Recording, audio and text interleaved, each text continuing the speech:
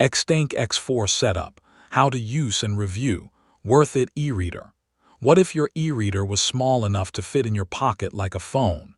That's exactly what makes the Xteink X4 so unusual.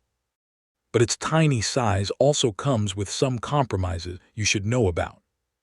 If you're interested in checking out this product, I've tagged it in this video, and you can find it through the product link in the description.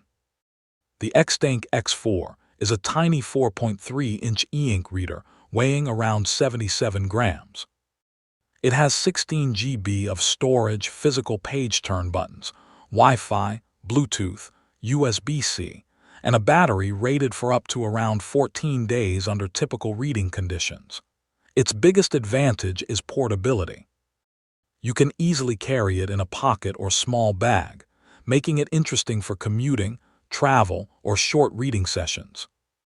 The e-ink screen also gives you a paper-like reading experience without the typical distractions of a smartphone. Setup is relatively simple. You can load compatible books onto the included storage and use the physical buttons to navigate and turn pages. But there are some major limitations.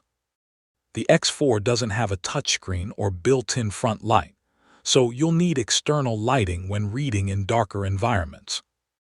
Its stock software is also quite basic, and the learning curve can be higher than mainstream readers.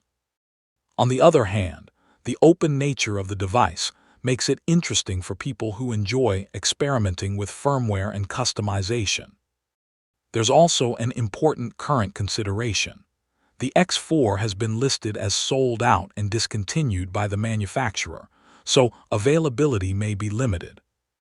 Overall, the Xteink X4 is best viewed as a niche pocket reader rather than a replacement for a Kindle or other full-size e-reader. If extreme portability is your priority, it's very interesting. If you want a polished, all-purpose reading experience, there are better choices.